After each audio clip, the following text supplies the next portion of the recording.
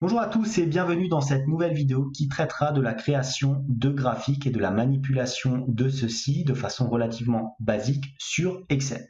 Mais tout d'abord, et comme d'habitude, si vous souhaitez aller plus loin dans les explications, je vous invite à cliquer sur les liens de formation dans la description. Et si vous ne souhaitez pas rater mes vidéos sur la comptabilité, la finance et l'utilisation des outils tels qu'Excel dans le monde de l'entreprise, n'hésitez pas à vous abonner à la chaîne. Alors dans notre premier exemple d'utilisation des graphiques, on va s'intéresser à un cas relativement simple que vous allez rencontrer sûrement très souvent en entreprise, il s'agit de la répartition. Par exemple, ici je vous ai mis, regardez, vous avez une liste de 4 fournisseurs avec les différents achats par fournisseur. Il faut que vous puissiez donner un élément visuel qui permette à l'utilisateur ou celui à qui vous allez le présenter de voir qui est le fournisseur le plus important de vos différents marchés. Donc pour ce faire, vous allez utiliser un graphique. Vous allez sélectionner l'ensemble de vos données avec les intitulés. Donc je sélectionne ici de fournisseur à achat jusqu'à l'ensemble de mon tableau. Je vais aller dans l'onglet ici d'insertion et je vais sélectionner un type de graphique qu'on appelle type ici, de graphique en secteur. Généralement, pour afficher une répartition, il faut utiliser ce qu'on appelle le graphique en secteur. Dans une moindre mesure, vous pourrez utiliser un graphique éventuellement hiérarchique, mais pour ce type de données, je pense qu'il faut utiliser surtout des graphiques de secteur. Donc là, plusieurs types de graphiques. Vous avez tout simplement le graphique ici en 2D, le classique. Vous avez ici le graphique comme ceci. Vous avez aussi le graphique en 3D et le graphique éventuellement en anneau. Alors moi, ce que je préfère utiliser, c'est généralement pour la répartition de prendre un graphique ici en secteur relativement simple que tout le monde connaît. Je clique donc là-dessus et voilà. Comme j'ai bien sélectionné mes données, je me retrouve avec l'ensemble ici des informations qui est trié de façon correcte. Donc le titre, c'est bien les achats. Ensuite, on a la liste des fournisseurs ici qui correspond donc à chaque fois aux différentes couleurs comme ceci. Et naturellement, je peux changer ces éléments en cliquant ici, regardez, sur la petite croix verte où j'ai ici titre de graphique. Les étiquettes de données ne sont pas affichées. Regardez, si je les affiche, ça affiche tout simplement les montants au sein de mon graphique. Je préfère pas l'afficher. Ensuite, les légendes, je peux éventuellement les enlever, regardez, ou les ajouter. Je pense qu'il vaut mieux les ajouter. Donc voilà, vous voyez, elles peuvent être ici à droite, elles peuvent être ici en dessous. Ensuite, une fois que j'ai fait ça, je peux changer aussi le type, alors le style du graphique, je peux l'avoir comme ça, ou selon divers éléments. Voilà, je peux aussi avoir une disposition rapide, donc comme ceci, avec les différents éléments à chaque fois qui sont affichés dans mon graphique ou non. Donc l'ensemble finalement des changements s'effectue ici dans la disposition rapide, qui est donc un bon raccourci. Vous pouvez aussi modifier les couleurs ici en cliquant sur naturellement modifier les couleurs. Donc vous avez différents coloris, vous pouvez les mettre en bleu comme ceci. Et regardez, si je veux changer éventuellement les couleurs de manière totalement individuelle, je peux toujours cliquer, par exemple ici, sur mon graphique 2 fois, et je me retrouve, regardez, avec ici une mise en forme beaucoup plus axée sur l'élément que j'ai sélectionné. Donc regardez, si je vais ici dans remplissage et contours, je peux choisir un remplissage. Si maintenant je veux que tout soit dans une couleur ou un ton un petit peu jaune-orange, je peux prendre un remplissage ici en couleur et je vais sélectionner par exemple un jaune comme ceci. Je peux éventuellement aussi enlever la bordure, regardez, pour éviter qu'il y ait des traits blancs. Je peux faire ça pour l'ensemble des données, donc là je vais le laisser comme ça, je vais enlever la bordure ici. Et pour ce petit carré pareil, j'enlève la bordure, regardez, il n'y a plus de trait blanc. Je mets un petit, allez, on va mettre un petit peu plus foncé comme ça. Et enfin, pour le dernier élément, j'enlève aussi les bordures. Et voilà, regardez, j'ai mon graphique qui apparaît sans bordure. Si je jette un œil sur la disposition, disons, des formules graphiques, je vais sur mon graphique et je clique ici sur sélectionner des données et je vois ce qui se passe au niveau de la création du graphique. Première colonne ici, j'ai les entrées en légende. Donc ma première série qui va donc concerner les achats. Donc les différents éléments ici. Ensuite, sur l'axe horizontal, je vais me retrouver avec l'ensemble de mes fournisseurs.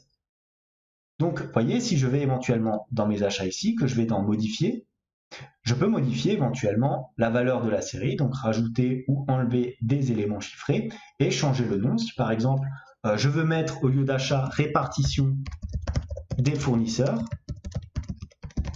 j'appuie sur OK, regardez, ça c'est directement modifié sur mon graphique ici. J'appuie encore une fois sur OK.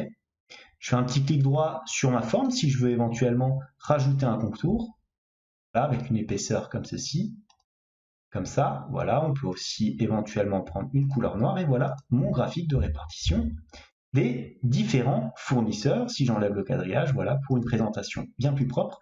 Voilà donc pour mon premier exemple de répartition. Voyons maintenant le deuxième exemple. Alors dans ce deuxième exemple, on va s'intéresser à l'évolution.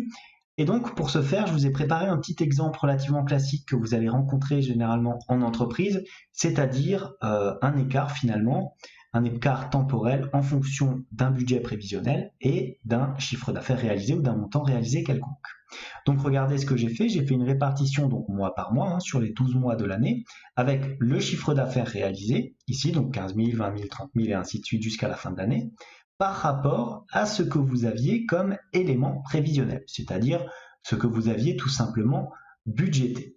Alors comment afficher un graphique qui va vous permettre de faire le reporting de ces différents éléments? Alors je vous propose un graphique en histogramme. Généralement quand vous avez ça, donc ce que je vais faire c'est que je vais sélectionner, regardez, l'ensemble de mes données comme ceci. Elles sont bien triées, bien réparties, donc normalement Excel devrait pouvoir me retirer un graphique relativement cohérent. Donc regardez, je vais ici dans insérer un histogramme ou un graphique à barre. Donc je clique dessus. Regardez, donc comme avant, j'ai le choix avec un graphique comme ça. J'ai le choix avec un graphique ici de superposition et superposition naturellement inversée. Je peux aussi prendre un graphique en 3D. Je ne suis pas trop fan. Je préfère moi les graphiques ici en 2D pour ce type d'éléments. Ensuite, on peut avoir naturellement des graphiques comme ceci, donc avec des barres plutôt qu'un histogramme, et donc pareil, l'équivalent avec des barres en 3D. Donc on va sélectionner tout simplement un histogramme en 2D ici, donc très classiquement. Voilà, donc là vous avez remarqué qu'on n'a pas de titre directement inclus dans notre graphique. Donc pour ce faire, vous allez tout simplement cliquer sur le titre ici, vous allez modifier le texte et vous allez mettre évolution du chiffre d'affaires. Voilà. Maintenant, vous avez votre titre. Une fois que vous avez ça, regardez, si maintenant je tire mon graphique, je peux le mettre directement en dessous de mes différentes données, de ce qu'il y a sous mon tableau, pour que vous puissiez bien analyser les différents éléments. Alors non, toi tu vas rester comme tu étais. Voilà, c'est le tableau que je vais glisser vers le haut. Hop. Et vous pouvez constater, alors au niveau de la présentation, c'est un peu étrange, puisque le prévisionnel apparaît ici en orange, mais en termes d'éléments visuels, nous ne voyons pas directement si nous sommes au-dessus ou en dessous véritablement de notre budget prévisionnel. Donc moi, ce que je vous propose de faire, c'est d'afficher une barre horizontale correspondant à votre budget prévisionnel et qui donc viendra traverser ici éventuellement votre chiffre d'affaires. Donc pour ce faire, on va utiliser un outil, c'est-à-dire on va faire un petit clic droit comme ceci, et on va aller, regardez ici, dans modifier le type de graphique. Regardez, on a donc ici dans modifier le titre de graphique, l'ensemble des éléments graphiques qui sont disponibles dans votre onglet d'insertion de graphique, et vous avez surtout en bas ici, la possibilité d'effectuer ce que l'on appelle des graphiques combinés. Donc regardez, si je clique sur graphique combiné, alors là Excel a naturellement, via son intelligence artificielle, très bien déterminé les différents types de graphiques qu'il faut effectuer. Regardez, ça c'est donc le graphique qu'il nous propose. Alors nous on a ça, voilà, donc la superposition des deux éléments. Et comme je vous ai dit tout à l'heure, je souhaiterais afficher comme ceci une barre de budget qui viendrait traverser l'ensemble de mes différents éléments. Donc pour ce faire, je vais changer le type de graphique ici de mon élément prévisionnel, donc je clique ici, et je vais prendre tout simplement une courbe classique, comme ça. Je peux éventuellement choisir peut-être alors une courbe en point pour ceux qui souhaiteraient éventuellement la voir comme ceci. C'est vous qui voyez, hop, on va la mettre comme ceci, et je vais cliquer tout simplement sur OK. Regardez, j'ai à présent les différents éléments, j'ai donc ma barre qui apparaît ici. Si je souhaite éventuellement changer la couleur, je double-clique sur cette barre-là.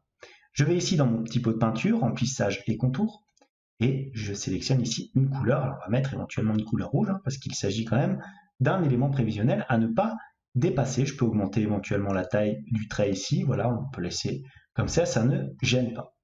Maintenant, si je souhaite combler les espaces vides qu'il y a à chaque fois entre mes différents histogrammes, je peux aussi éventuellement double-cliquer dessus et regardez, je me retrouve ici dans toujours mise en forme avec une superposition des séries donc de 0%, tout cela est normal, et une largeur de l'intervalle ici de 219%.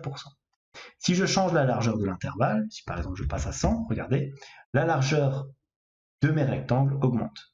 Donc je vous propose même de mettre éventuellement du 20%, regardez, histoire d'avoir vraiment une délimitation qui vous montrera la situation de votre réalisé par rapport au montant budgété. Voilà donc pour ce deuxième type de graphique.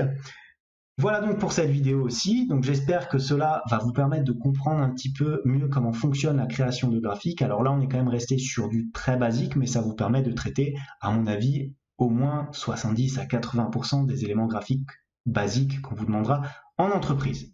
Comme d'habitude, si cette vidéo vous a plu, n'hésitez pas à la liker, n'hésitez pas aussi à la commenter, à vous abonner à la chaîne si tout ça n'est pas encore fait. En tout cas, moi je vous dis merci et à bientôt pour une nouvelle vidéo.